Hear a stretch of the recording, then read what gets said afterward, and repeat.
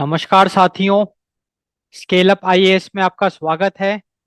तो इस लेक्चर में हम लोग the Indian Express editorial analysis हम डिस्कस करेंगे of 22 December 2025। So the editorial we will be discussing is the Indigo airlines meltdown, operational collapse and crisis. तो हाल ही में आपने देखा था, दिसंबर के महीने में इंडिगो एयरलाइंस लाइक हजारों फ्लाइट्स कैंसिल हो गई, जिसकी वजह से बहुत ज़्यादा पैसेंजर्स को दिक्कतें झेलनी पड़ी। तो उसी क्राइसिस को हम डिस्कस करेंगे। So in this lecture if we talk about the topics जो हम डिस्कस करेंगे, तो सबसे पहले तो we will be looking at that IndiGo operational collapse.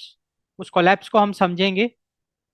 फिर हम we will decode the key reasons for the crisis. आखिरकार इंडिगो एयरलाइंस जो भारत की सबसे बड़ी एयरलाइन कंपनी है, उसके साथ इतनी बड़ी घटना कैसे घट गई, कैसे इतनी सारी फ्लाइट्स कैंसिल करनी पड़ गई।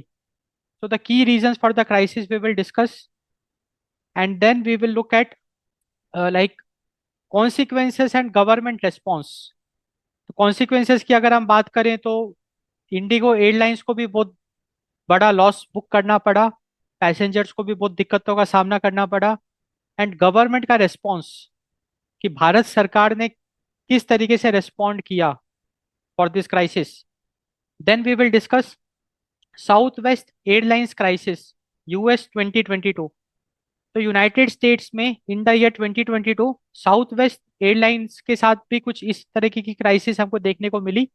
उस क्राइसिस को भी हम अच्छे से डिस्कस करेंगे। फिर हम कुछ मेजर्स डिस्कस करेंगे, what needs to be done, what needs to be done so that in the future Bharat में ऐसी समस्या ना देखने को मिले। क्योंकि आप इमेजिन करो कि इंडिगो एयरलाइंस फ्लाइट कैंसिल हो गई अचानक से, तो कितने लोगों की कितनी इंपॉर्टेंट मीटिंग्स मिस हो गई, कुछ हेल्थ इमरजेंसी होगी, वहां पे कितना बड़ा लॉस बुक करने को मिला होगा। तो पैसेंजर्स को जो दिक्कतें आई, अगर आप उसको थोड़ा डीपली एनालाइज करोगे, so it is like very unfortunate. हम एंड वी वांट कि इंडिया में ऐसा फिर कभी ना हो। So what measures needs to be taken, वो भी हम इस लेक्चर में डिस्कस करेंगे। एंड फाइनली हम इस लेक्चर को कंक्लूड करेंगे विद द टॉपिक वाई दस दिस मैटर बियॉन्ड एविएशन।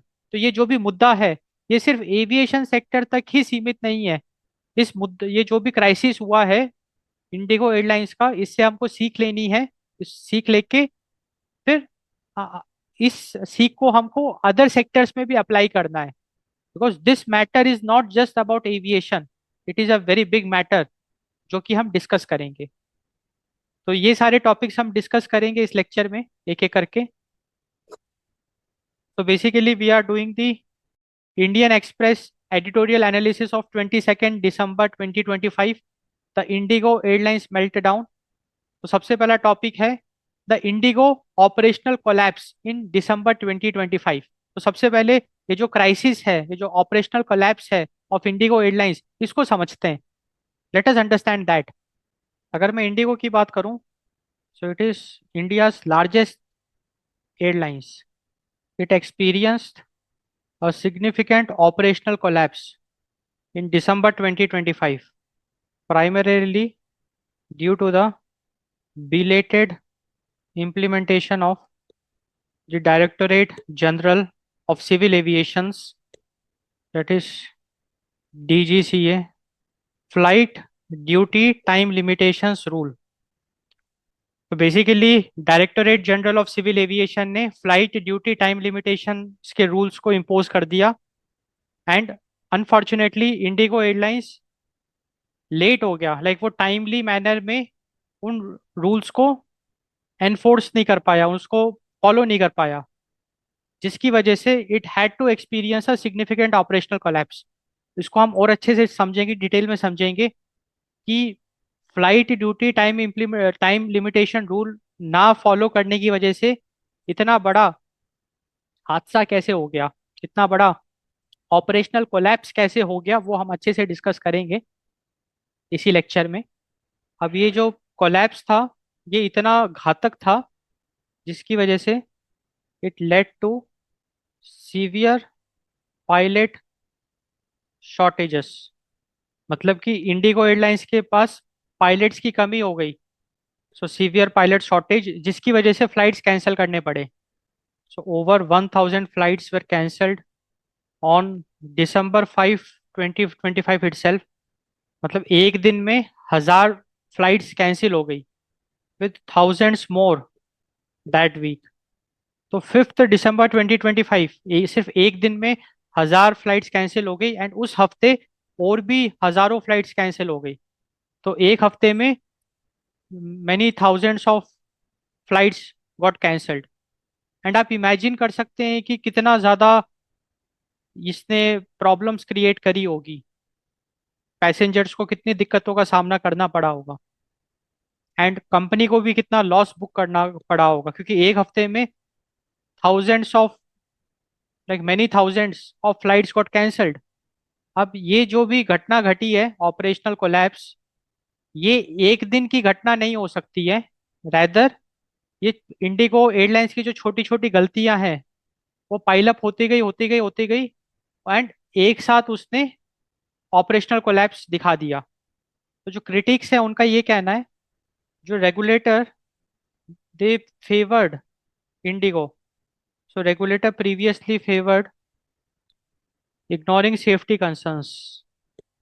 मतलब कि जो रेगुलेटर्स हैं उन्होंने इंडिगो के खिलाफ स्ट्रिक्ट एक्शंस नहीं लिए, इंडिगो एयरलाइंस को काफ़ी छूट दे दी, एंड जिसकी वजह से इंडिगो एयरलाइंस इस नए रूल को इग्नोर करता गया करता गया करता गया, और इस हद तक इग्नोर किया कि जब फाइनली वो जाके एनफोर्स हो गया, इम्प्लीमेंट हो गया, तो इंडिगो उसको फॉलो नहीं कर पाया, क्योंकि तैयारी नहीं थी ना, लैक ऑफ प्रिपरेशन।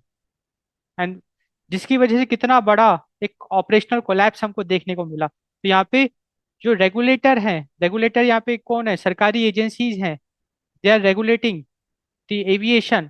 उनकी गलती साफ साफ यहाँ पे हमको देखने को मिल रही है। यहाँ पे एक और बहुत इंपॉर्टेंट ऑब्जर्वेशन हमको देखना है, एक बहुत इंटरेस्टिंग यहाँ पे ऑब्जर्वेशन हमको देखना है। Days before the melt down, that is December 1, the Adani Group gained control of India's pilot training ecosystem via Adani Defense System and Prime Aero Services acquisition of a majority stake in FSTC on November 25, 2025। तो जब ये Indigo airlines का operational collapse हुआ, उसके कुछ दिनों पहले ही, like December 1 में हमको इंडिगो एयरलाइंस का ऑपरेशनल कोलैप्स देखने को मिला। उससे जस्ट पहले, लाइक 25 नवंबर 2025 में, Adani defence system and prime arrow services ने एफएसटीसी का मेजॉरिटी स्टेक को एक्वायर कर लिया, जिसकी वजह से Adani group it controlled control of India's pilot training ecosystem. तो जैसे ही इंडिया का जो पायलट ट्रेनिंग इकोसिस्टम का कमान अदानी ग्रुप के पास आ गया, उसके कुछ दिनों के बाद ही we saw significant operational collapse in IndiGo. तो ये भी एक इम्पॉर्टेंट ऑब्जर्वेशन हमको देखने को मिला। तो कुल मिला के हमको ये बात समझ में आई कि इंडिगो एयरलाइंस जो भारत की सबसे बड़ी एयरलाइंस है, वो अभी तक का हिस्ट्री का, मतलब भारत की हिस्ट्री का ये सबसे बड़ा एविएशन का ऑपरेशनल कोलैप्स आप कह सकते हैं, जिसमें एक ही हफ्ते में कई हजारों फ्लाइट्स कैंसिल हो गई because of the shortage of the pilot. And उसका मेन कारण यही था कि IndiGo was not well prepared to implement flight duty time limitations imposed by the directorate general of civil Aviation, जिसकी वजह से ये सारा ऑपरेशनल कोलैप्स हमको देखने को मिला। अब हम डिस्कस करेंगे की रीजंस फॉर द क्राइसिस।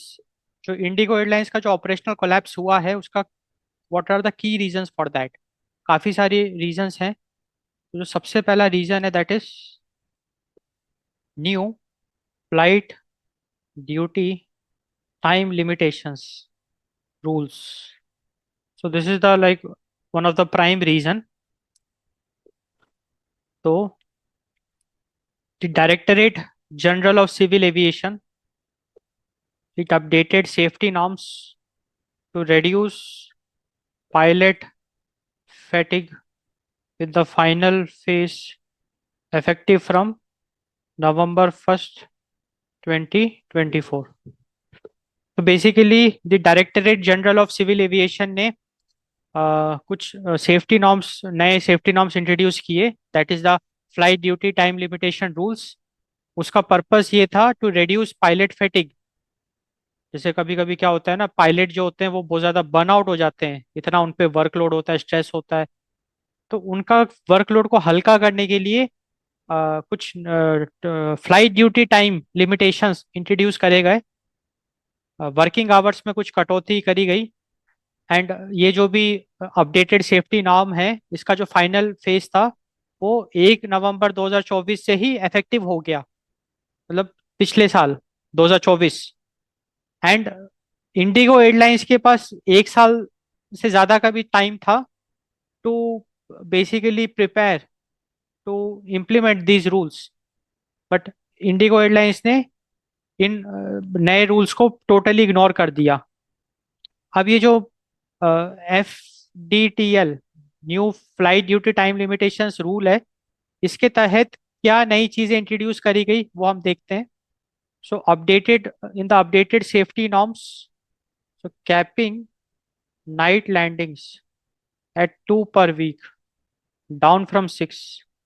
देखो बात ऐसी है, पहले वो क्या होता था कि हर हफ्ते 6 नाइट लैंडिंग्स अलाउड थी फॉर पायलट्स, बट इस नए रूल के तहत only 2 night landings are allowed per week. So capping of night landings में कटौती करी गई। तो एक पायलट एक हफ्ते में मैक्सिमम 2 नाइट लैंडिंग्स कर सकता है बस।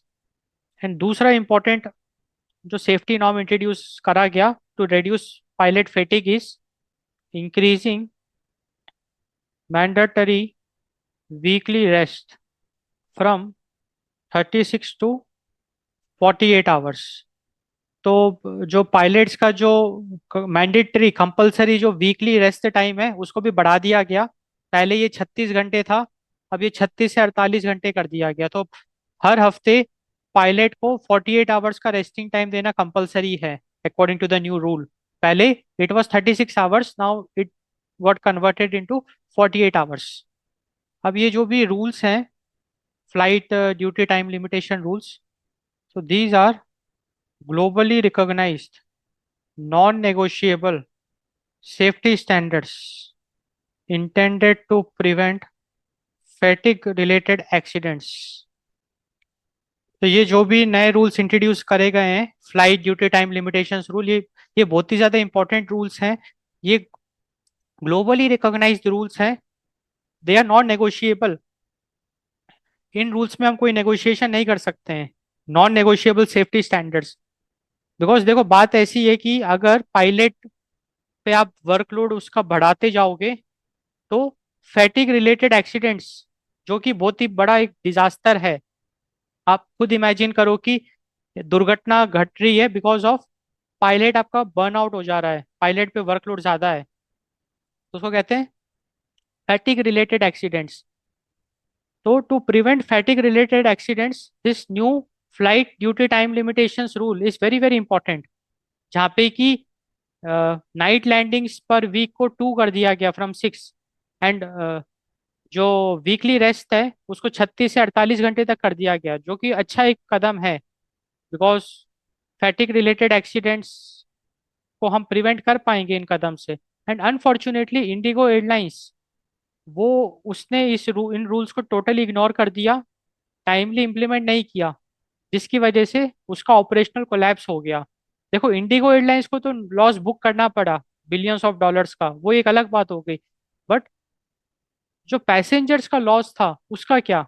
सबसे बड़ा यहाँ पे प्रश्न यही उठता है कि जो आम आदमी जिसने टिकट बुक करी, कुछ लोग तो महीनों पहले टिकट बुक करके रख लेते हैं। Now they way totally dependent on Indigo, उनके पास कोई दूसरा ऑप्शन उन्होंने सोचा भी नहीं था। एंड अगर एकदम अचानक से अगर फ्लाइट कैंसिल हो गई तो उनको कितना लॉस झेलना पड़ा होगा, कितने सारे लोगों को, कितने डिफरेंट डिफरेंट प्रकार के laws. Now the second key reason for the crisis is IndiGo's lack of preparation.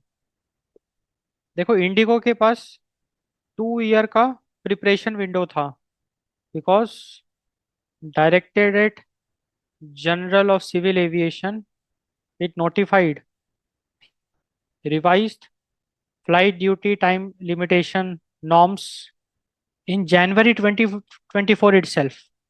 मतलब ये जो नए रूल्स थे, इसके बारे में जानकारी जनवरी 2024 में दे दी गई। Like Directorate general of civil aviation ने जनवरी 2024 में नोटिफाई कर दिया कि फ्लाइट ड्यूटी टाइम लिमिटेशन के जो रूल्स हैं उसको अपडेट करे जाएंगे एंड उसमें कुछ चेंजेस करे जाएंगे। तो इन रूल्स के बारे में जनवरी 2024 में बता दिया गया। तो इंडिगो एयरलाइंस के पास 2 साल का समय था, बट इंडिगो एयरलाइंस इसको इग्नोर करती गई। एंड अनफॉर्चुनेटली जो रेगुलेटर है, रेगुलेटर का क्या काम होता है, ये सरकारी एजेंसीज होती है, उनका ये काम होता है कि अगर कोई नए रूल्स बनाए जाते हैं या कोई पॉलिसीज बनाई जाती है, तो टू मेक श्योर कि private entities are following it. And जो रेगुलेटर थे वो भी, उन्होंने भी अपनी ड्यूटी सही से निभाई नहीं, जिसकी वजह से इंडिगो इसको इग्नोर करता गया। एंड इस हद तक इंडिगो ने इग्नोर किया कि आखिरकार इंडिगो का ऑपरेशनल कोलैप्स हमको देखने को मिल गया। तो यहाँ पे एक सबसे बड़ा जो कारण है वो ये है, जो एनफोर्समेंट था, ये जो रूल्स का जो एनफोर्समेंट था, it was repeatedly postponed. Enforcement was repeatedly postponed because IndiGo airlines, it was busy in printing money. तो इंडिगो एयरलाइंस का जो ऑपरेशनल मॉडल है, that is high utilisation of resources and low cost model. मतलब IndiGo airlines का ये mindset था कि running cost को मिनिमाइज किया जाए एंड जितने भी रिसोर्सेस हैं उनका हाई यूटिलाइजेशन किया जाए। एंड इस माइंडसेट के तहत इंडिगो ने क्या गलती कर दी, it totally ignored the new safety requirements. क्योंकि देखो, बात ऐसी है ना कि नए सेफ्टी रिक्वायरमेंट्स के हिसाब से अगर पायलट का आप वर्किंग आवर्स कट डाउन करोगे, तो फिर आपको नए पायलट्स की भर्ती करनी पड़ेगी। एंड नए नए पायलट्स की भर्ती करने का मतलब क्या है, आपको रनिंग कॉस्ट बढ़ाना पड़ेगा, आपको इन्वेस्ट करना पड़ेगा, कॉस्ट आपका बढ़ेगा। एंड इंडिगो एयरलाइंस ये नहीं चाहता था, इसलिए वो इग्नोर करता गया। क्योंकि अगर इंडिगो एयरलाइंस उन रूल्स को उसी समय इम्प्लीमेंट कर दिया होता, तो इंडिगो एयरलाइंस को बहुत सारे नए पायलट्स तैयार करने पड़ते, रिक्रूट करने पड़ते, जिसकी वजह से उनका रनिंग कॉस्ट बढ़ता। एंड वो उनके फिलोसफी के अगेंस्ट है, क्योंकि इंडिगो एयरलाइंस का जो माइंडसेट है, that is high utilisation low cost. And because of that it ignore the new safety requirements. So IndiGo airlines failed to recruit or train pilots or adjust schedules. So Indigo Airlines, it failed to recruit or train pilots because it totally ignored the new safety requirements. It failed to adjust the schedules. And यहाँ पे एक और बहुत important बात है, Indigo airlines used political influence. And इस political influence का IndiGo airlines ने मिसयूज किया, जिसकी वजह, जिसके दम पे, इस पॉलिटिकल इन्फ्लुएंस के दम पे Indigo airlines was able to ignore the new safety requirements, and it was able to ignore it to such an extent कि 2 साल बाद, 2 साल तक वो इग्नोर करता गया। उसने कोई नए पायलट्स को रिक्रूट नहीं किए, ना स्केड्यूल्स को एडजस्ट किया, बिकॉज वो उसके high utilisation low cost model के अगेंस्ट जाने वाली बात हो गई। एंड इसकी वजह से दिसंबर में इंडिगो एयरलाइंस का ऑपरेशनल कोलैप्स हो गया। यहाँ पे एक और बहुत सीरियस मामला है।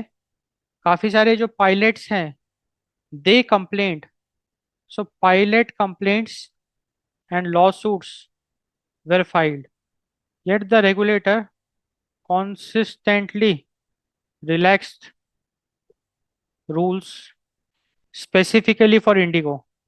तो इंडिगो के खिलाफ काफी आवाजें उठाई गई, पायलट्स ने कंप्लेन किया, लॉ सूट्स भी फाइल किए गए, क्योंकि इंडिगो एयरलाइंस क्या कर रहा था, टोटली इग्नोर कर रहा था न्यू सेफ्टी रिक्वायरमेंट्स को।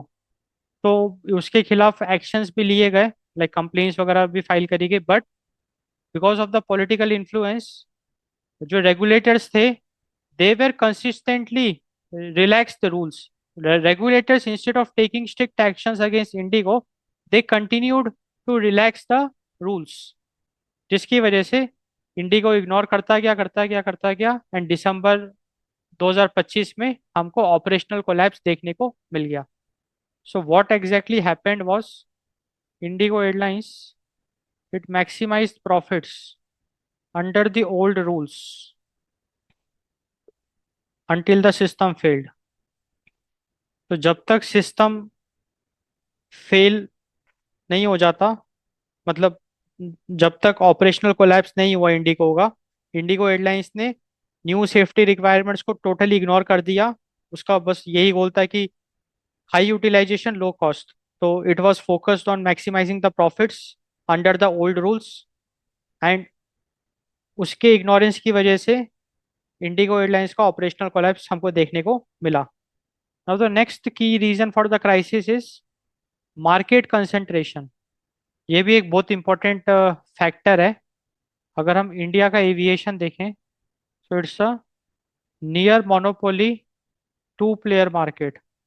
तो भारत का जो एविएशन है, it's a near monopoly two player market, जहाँ पे कि दो मेन प्लेयर्स हैं, IndiGo with around 65% of shares, and we also है Tata group airlines with around 30% share. तो भारत में दो बहुत बड़े प्लेयर हैं in the aviation sector of India, IndiGo with around 65% of the share, and hence Indigo is the largest airline company of India। And second number पे आता है Tata group airlines with around 30% share. यहाँ पे एक और बहुत interesting observation हमको देखना है।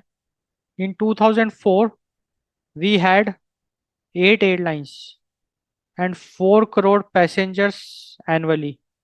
और वही अगर मैं 2025 की बात करूं, we have only 2 dominant airlines and we have over 40 crore passengers annually. तो यहाँ पे एक बहुत बड़ा आपको ऑब्जर्वेशन देखने को मिल रहा है कि 2025 में जब हमारे पास लाइक 40 करोड़ पैसेंजर्स हैं जो सालाना हवाई यात्रा करते हैं, उनके लिए मात्र दो एयरलाइन कंपनी है, like 2 dominant airline companies we have, IndiGo and Tata group. देखो इसके अलावा भी छोटी छोटी बहुत सारी कंपनीज हैं, बट उनका मार्केट शेयर इतना कम है, बिकॉज सारा मार्केट जो मेन मार्केट है वो तो Indigo and Tata group airlines ने कैप्चर कर रखा है। और वही 2004 में जब सिर्फ 4 करोड़ पैसेंजर्स एनुअली ट्रैवल करते थे, उनके लिए 8 बड़ी बड़ी एयरलाइंस कंपनी हुआ करती थी। तो यहाँ से हमको एक बहुत बड़ा डिफरेंस देखने को मिल रहा है।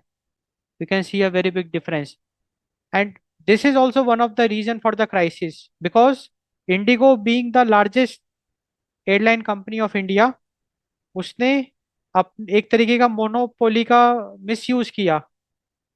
उसके पास एक अलग तरीके की मोनोपोली थी, उसका उसने मिसयूज किया, दुरुपयोग किया। अगला जो की रीजन फॉर द क्राइसिस है, दैट इज रेगुलेटरी कैप्चर। यहाँ पे जो ये रेगुलेटर्स है ना, उन्होंने भी अपना काम सही से नहीं किया। सो here the regulator ensured private profit instead of public interest. Basically ये जो भी रेगुलेटर्स हैं, ये सरकारी एजेंसीज हैं, उनका काम क्या है, समाज सेवा, सिविल सर्विस, है ना, पब्लिक इंटरेस्ट में काम करना। बट अनफॉर्चुनेटली यहाँ पे रेगुलेटर्स ने अपना काम सही से नहीं किया, जिसकी वजह से इंडिगो एयरलाइंस साल भर साल नए सेफ्टी नॉर्म्स को इग्नोर करता गया। So here the regulator ensured private profit instead of public interest, and this is also one of the key reason for the crisis. अगर हम एविडेंस की बात करें, repeated safety norm relaxation, ignoring pilot warnings, These are like some evidences. Failure to recruit or failure to enforce recruitment or capacity planning, delayed safety rule implementation despite court review. So these are like some very significant evidences जो कि regulators को कटघरे में लेके आता है कि regulators ने रिपीटेडली सेफ्टी नॉर्म रिलैक्सेशन किया, पायलट की वार्निंग्स को टोटली इग्नोर कर दिया, regulators failed to enforce recruitment और capacity planning, and they delayed safety rule implementation despite court review. And in सब चीजों की वजह से बेसिकली क्या हुआ, it allowed IndiGo to focus on higher profits. क्योंकि देखो, इंडिगो ने अपना कैपेसिटी एक्सपेंशन किया नहीं, नए पायलट्स को रिक्रूट नहीं किए, जिसकी वजह से it IndiGo airlines focus on higher profits.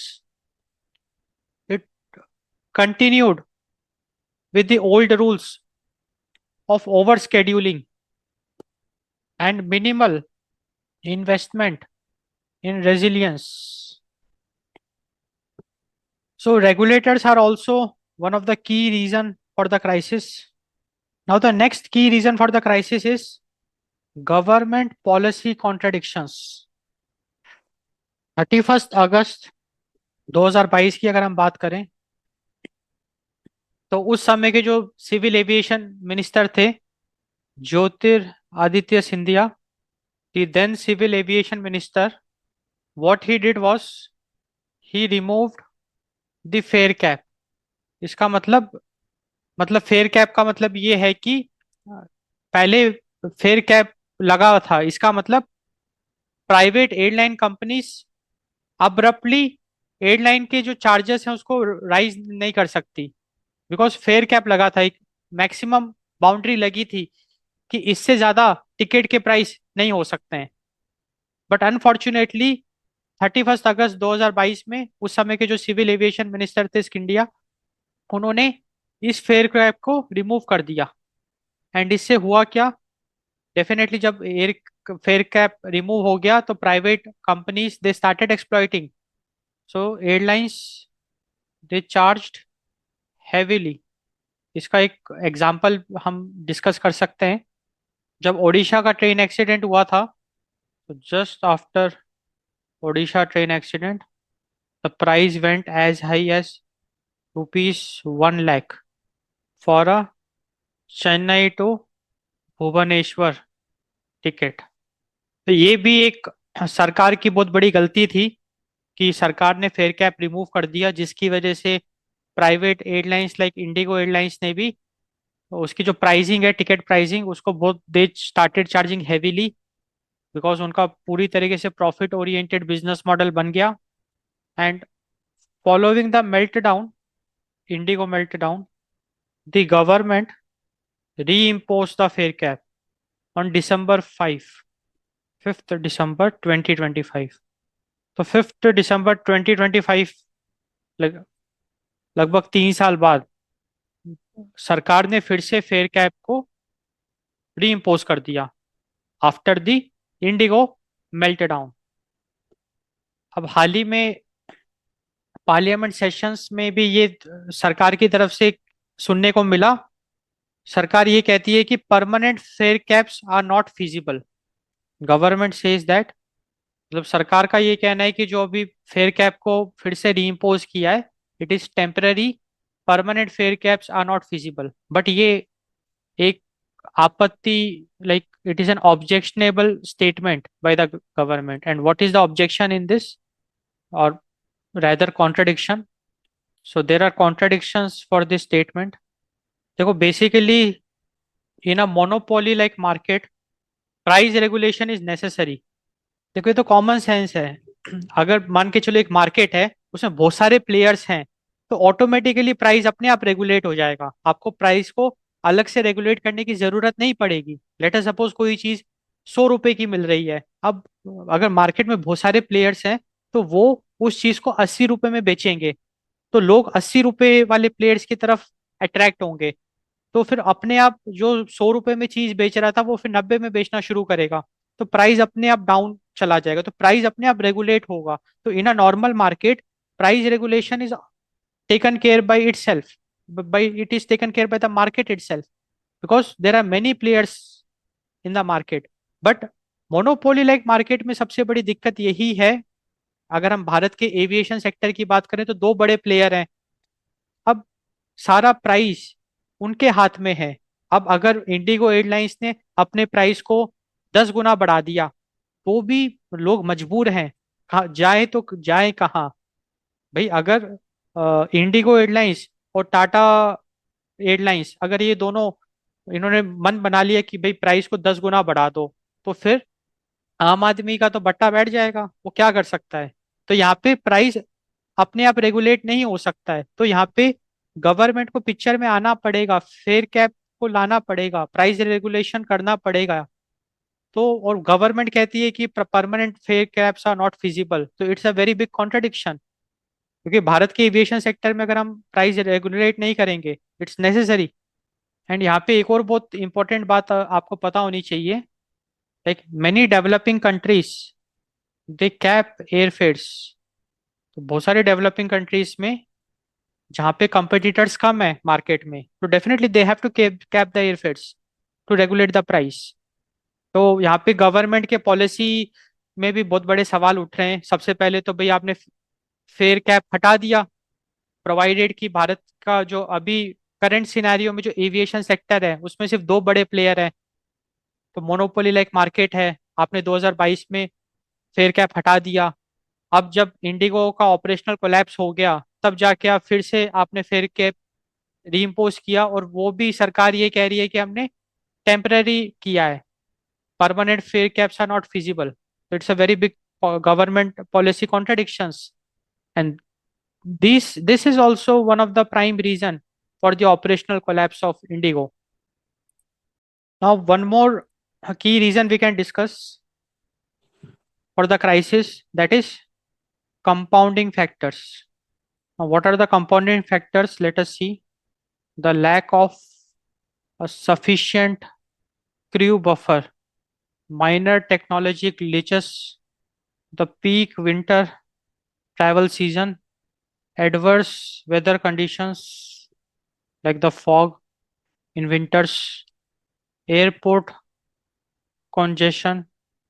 तो बेसिकली अगर हम अदर फैक्टर्स की बात करें तो देखो, दिसंबर का महीना चल रहा है, एक तरीके का ये हॉलीडे सीजन है, फिर क्रिसमस न्यू ईयर, तो लोग ट्रैवल प्लान बनाते हैं। तो the peak travel season is going on. उसके साथ साथ lack of sufficient crew, some technology glitches, and winters में adverse worse weather conditions especially in north India, Delhi side में फॉग वगैरह, and airport congestion because of the peak travel season. So these all also contributed to the operational collapse. मतलब ये definitely उतने बड़े factors नहीं थे, but we can call it like compounding factors. They did play a some role in the like the operational collapse of Indigo. अब हम discuss करेंगे consequences and government response. तो डेफिनेटली अगर हम भाई कॉन्सिक्वेंस की बात करें, इतना बड़ा हादसा हुआ, like operational collapse of India's largest airline company. So we saw mass disruption. देखो बात ऐसी है कि many thousands of airlines they got cancelled, flight got cancelled in just 1 week, जिसकी वजह से लाखों लोगों को दिक्कतों का सामना करना पड़ा। लोग गुस्सा हुए, लोगों को कितना लॉस झेलना पड़ा। तो मास डिसरप्शन हमको देखने को मिला। फिर फाइनेंशियल इम्पैक्ट, लाइक अगर हम इंडिगो एयरलाइंस की बात करें, इंडिगो एयरलाइंस को बहुत हैवी लॉस बुक करना पड़ा। भाई इंडिगो एयरलाइंस की एक हफ्ते के अंदर अंदर thousands of flights got cancelled अचानक से, तो कितना ज़्यादा लॉस उसको बुक करना पड़ा होगा। तो अगर हम फाइनेंशियल इम्पैक्ट को डिस्कस करें, significant financial damage in terms of lost revenue. तो इंडिगो एयरलाइंस को रिफंड्स भी तो करने पड़े, फ्लाइट कैंसिल होगी तो रिफंड करना पड़ा पैसा, रिफंड्स। एंड इंडिगो एयरलाइंस को पेनल्टीज भी भरनी पड़ेगी, पोटेंशियल पेनल्टीज।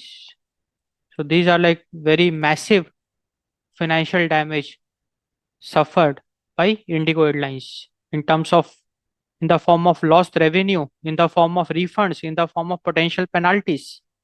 अगर हम refunds की बात करें तो रुपीस 827 करोड़, लाइक आठ, लगभग 800 या 850 करोड़ तक का रिफंड देना पड़ गया इंडिगो एयरलाइंस को। तो this a very big number. तो सिग्निफिकेंट फाइनेंशियल डैमेज हमको देखने को मिला एज अ कॉन्सिक्वेंस। अब गवर्नमेंट रेस्पॉन्स की अगर हम बात करें, if we talk about the government response, so Ministry of civil Aviation and Directorate general of civil Aviation, they intervened into the matter. तो जैसे ही इंडिगो एयरलाइंस का ऑपरेशनल कोलैप्स हुआ, Ministry of civil Aviation and Directorate general of civil Aviation, they intervened. तो what they did, they ordered Indigo to provide full refunds to affected passengers. They even temporarily reimposed the fare caps, which we already saw on domestic routes. Directorate General of Civil Aviation issued a show cause notice to Indigo's CEO and COO. Directorate General of Civil Aviation also formed an inquiry panel to look into this matter. Now, one very important step taken by the DGCA, Director General of Civil Aviation, that is, it temporarily relaxed some of the new flight duty time limitation rules just for Indigo Airlines until February 10, 2026। तो ये एक बहुत बड़ा कदम उठाया। तो Directorate general of civil aviation ने इंडिगो को एक और मौका दिया, 10 फरवरी 2026 तक का समय दिया। उस पीरियड तक IndiGo airlines can operate with old FDT rules, FDTL rules. तो DGCA it gave some temporary relaxation to the new FDT rules, जिसकी वजह से इंडिगो एयरलाइंस को और समय मिल गया। एंड अब इंडिगो एयरलाइंस चूक नहीं सकता है, अब उसको अपने पायलट की संख्या बढ़ानी पड़ेगी, रिसोर्सेज की संख्या बढ़ानी पड़ेगी, no other way around. And इसका मेन एजेंडा यही था, इस ये कदम उठाने का, टू हेल्प स्टेबलाइज ऑपरेशंस। तो ये एक बहुत बड़ा कदम उठाया डीजीसीए ने। तो now we will discuss Southwest airlines crisis which took place in the United States in 2022, in the year 2022। तो इस क्राइसिस को समझते हैं क्या है ये। So in December 2022, a severe winter storm initially disrupted Southwest Airlines। तो basically दिसंबर 2022 में यूनाइटेड स्टेट्स में लाइक एक बहुत ही भयंकर विंटर स्टॉर्म आया, जिसने कि साउथ वेस्ट एयरलाइंस के ऑपरेशंस को पूरी तरीके से डिसरप्ट कर दिया। अब साउथ वेस्ट एयरलाइन क्राइसिस का main reason was not this winter storm, but rather the subsequent full blown meltdown or the operational collapse of the Southwest Airlines was caused by. So winter storm was not the reason responsible for the operational collapse of Southwest Airlines, rather it was outdated, inflexible crew scheduling systems that could not handle the cascading disruptions. So basically, outdated, inflexible crew scheduling system was the main reason for the operational collapse. because once the system got out of sync, the manual processes that took over could not cope, and there was a complete breakdown of the system and the operational collapse. तो यहाँ पे एक बहुत important learning हमको देखने को मिल रही है कि जो ये साउथ वेस्ट एयरलाइन का जो ऑपरेशनल कोलैप्स हुआ था, उसका जो मेन कारण was not the weather but rather the outdated inflexible crew scheduling system. अगर हम डैमेज की बात करें उस ऑपरेशनल कोलैप्स की वजह से, so that is 16,000 cancelled flights, which is a very big number. ये इतना बड़ा नंबर है कि it is the largest disruption in US aviation history. US aviation history. And 2 million passengers got affected. South west airlines को $1 billion का loss book करना पड़ा. Total losses की अगर मैं बात करूं, $1 billion. Within 3 years, like by 2025, Southwest Airlines ने काफ़ी मेजर अपग्रेड्स करे, जिसकी वजह से now it has return to reliable service and strong on time performance. तो ये जो भी शॉर्टकमिंग्स थी उसको रिजॉल्व कर लिया, ये जितने भी सिस्टम इश्यूज थे उसको रिजॉल्व कर लिया, and now in 2025 like south west airlines it's running smoothly. तो यहाँ पे एक बहुत बड़ा लेसन हमको सीखना है, and that lesson is weathers like weather और rules don't cause meltdowns. It is fragile systems that is the main culprit. Fragile systems too. So weather or rules don't cause meltdowns. Fragile systems too. अगर हम Indigo collapse की बात करें तो it was predictable, क्योंकि देखो Indigo airlines ने जानबूझ के इग्नोर करते गए ना वो प्रॉफिट के चक्कर में. तो हमको पता ही था भाई, आप सेफ्टी नॉर्म नॉर्म इग्नोर करते जा रहे हो, कब तक इग्नोर करोगे, एक दिन तो भांडा फूटना ही है. तो इंडिगो's collapse was predictable. It was structural. Why it was structural? Because lack of crew. मतलब सबसे बड़ा रीजन क्या है कोलैप्स का? पायलट्स की कमी थी, लैक ऑफ पायलट. उन्होंने हायर ही नहीं किए नए पायलट्स. तो it was structural, the collapse was structural, and it was policy induced. क्योंकि द न्यू सेफ्टी नॉर्म्स, जो नए सेफ्टी नॉर्म्स आए उसके तहत इंडिगो को अपना ह्यूमन रिसोर्स लाइक रिसोर्सेज बढ़ाने थे, पायलट्स नए नए पायलट्स हायर करने थे. बट इंडिगो प्रॉफिट्स के चक्कर में, low cost model and high utilisation model के चक्कर में उन्होंने नए रिक्रूटमेंट्स नहीं किए, वो इग्नोर करता गया. तो IndiGo's collapse was policy induced. अब हम डिस्कस करेंगे what needs to be done. भाई अब ऐसे कौन से कदम उठाने चाहिए कि आगे ऐसी दिक्कतें भारत को ना देखनी पड़े. Because it was like a very big, ये जो भी ऑपरेशनल कोलैप्स था ये भारत की लार्जेस्ट एयरलाइन कंपनी का ऑपरेशनल कोलैप्स था. So there is a need for regulatory reform. तो यहाँ पे एक जो दिग्गज है उन्होंने कुछ सजेशंस दिए हैं, like we should scrap the directorate general of civil Aviation and create an autonomous civil aviation authority, CAA, under Parliament. तो बेसिकली अगर हम रेगुलेटरी रिफॉर्म की बात करें तो Directorate general of civil Aviation को हटा देना चाहिए. अब अगर हम इसका कॉन्टेक्स्ट देखें DGCA का, so it was constituted, Directorate general of civil Aviation was constituted by an executive order under the Aircraft Act 1934.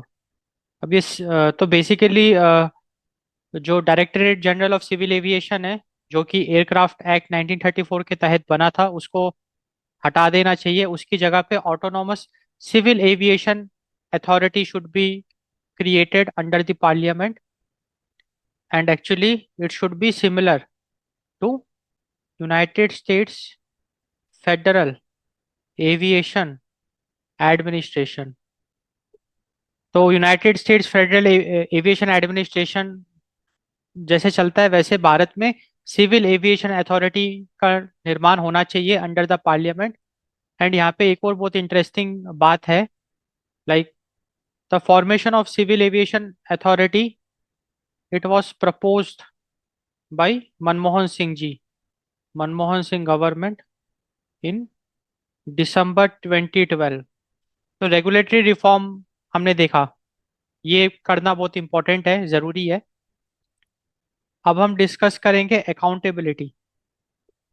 देखो, अगर हम अकाउंटेबिलिटी की बात करें ना, तो definitely action should be taken against civil aviation minister, secretary civil aviation, DGCA and IndiGo CEO.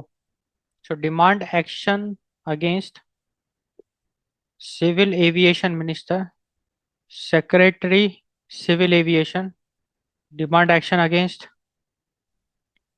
Directorate general of civil Aviation and Indigo's CEO.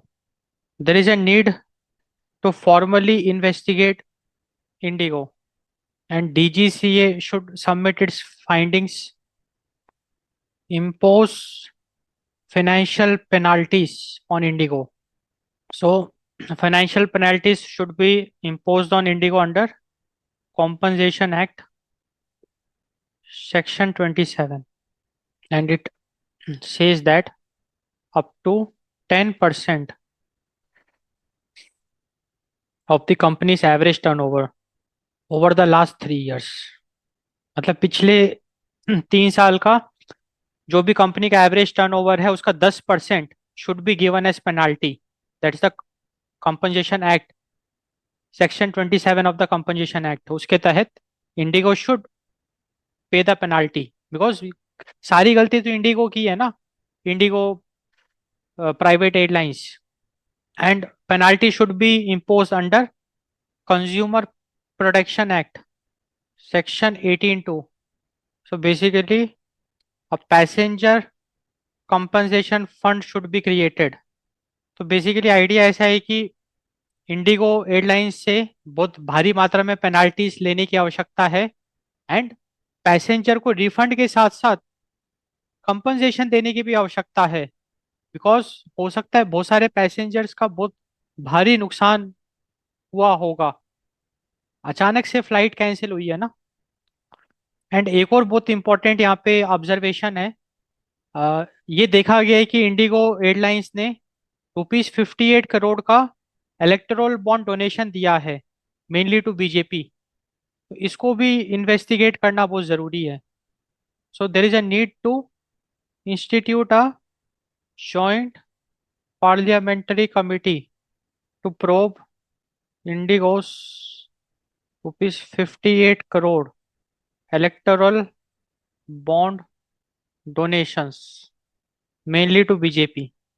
क्योंकि अब देखो, रूलिंग गवर्नमेंट में बीजेपी पार्टी है, तो क्या इंडिगो ने जो 58 करोड़ का जो इलेक्ट्रल बॉन्ड डोनेशन किया है, क्या उसकी वजह से इंडिगो को इतनी छूट मिली? क्योंकि हमने ऑलरेडी देखा कि इंडिगो एयरलाइंस जो रेगुलेटर्स थे उन्होंने पूरी तरीके से इग्नोर किया, postpone pilot hiring for profit maximisation, जिसकी वजह से रिस्क सेफ्टी दाव पे लगा दिया गया। तो क्या जो सरकारी एजेंसीज थी उनकी जो चुप्पी थी, उसके पीछे क्या ये 58 करोड़ का डोनेशन है क्या? इसको भी जांचना बहुत जरूरी है अंडर दी अकाउंटेबिलिटी।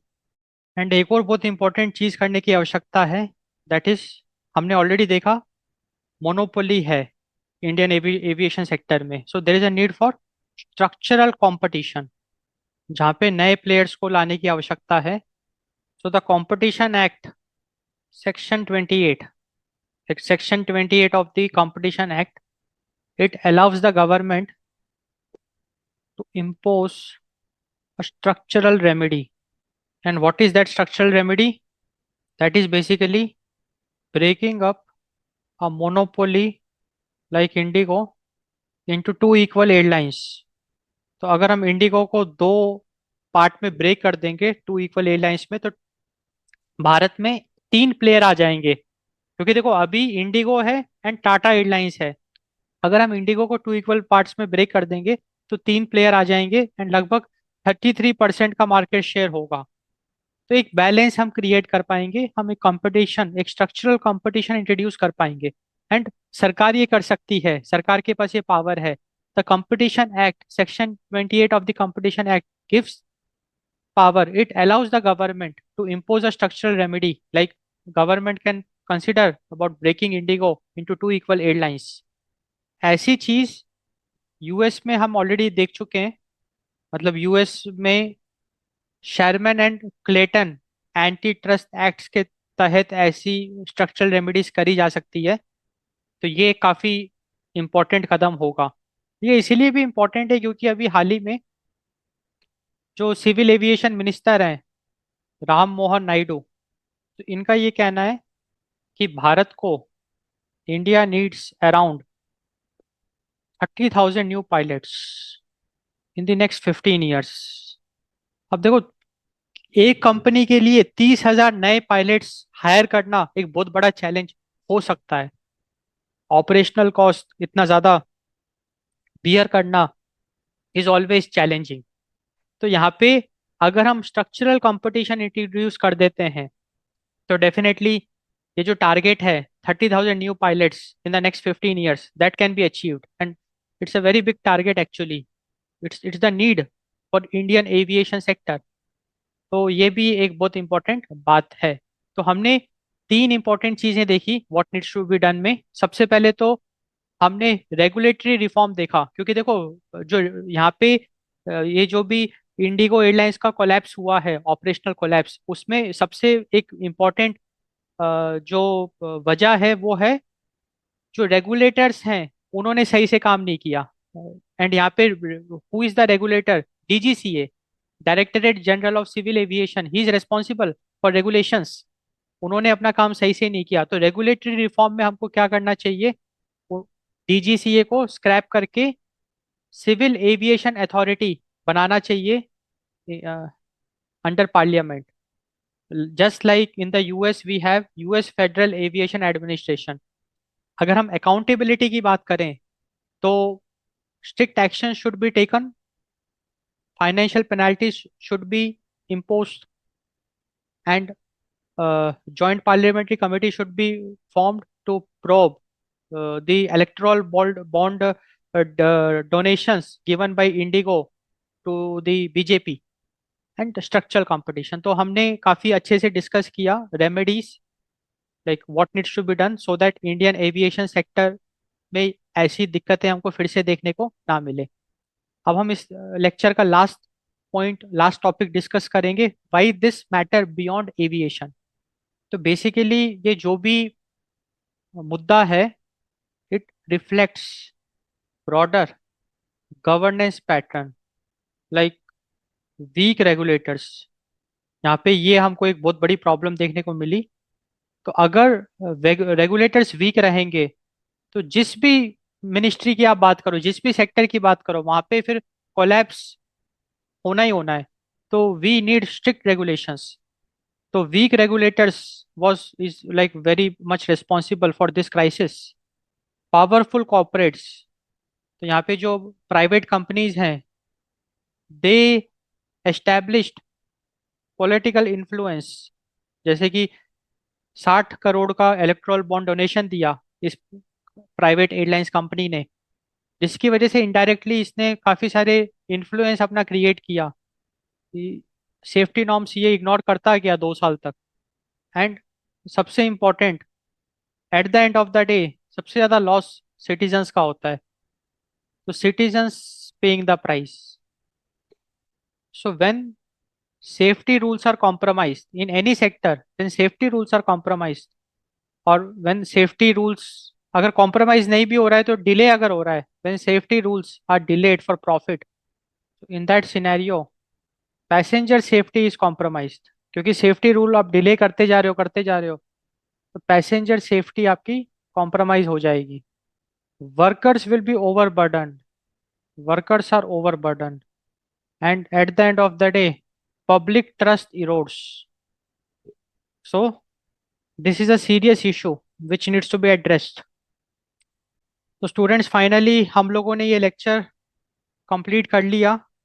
तो आई होप आपको काफ़ी अच्छी अंडरस्टैंडिंग मिली होगी of the issue IndiGo's operational collapse, IndiGo airlines operational collapse, जो भारत की जो सबसे बड़ी एयरलाइंस है उसका जो ऑपरेशनल कोलैप्स है उसको हमने अच्छे से एनालाइज किया। आई होप आपको ये लेक्चर पसंद आया होगा। So do subscribe to this YouTube channel for more such interesting newspaper analysis and आप अपने फ्रेंड्स के साथ भी ज़रूर इसको शेयर करिए। And if you want to discuss anything, you can drop in a comment. So thanks for watching. Thanks for your time.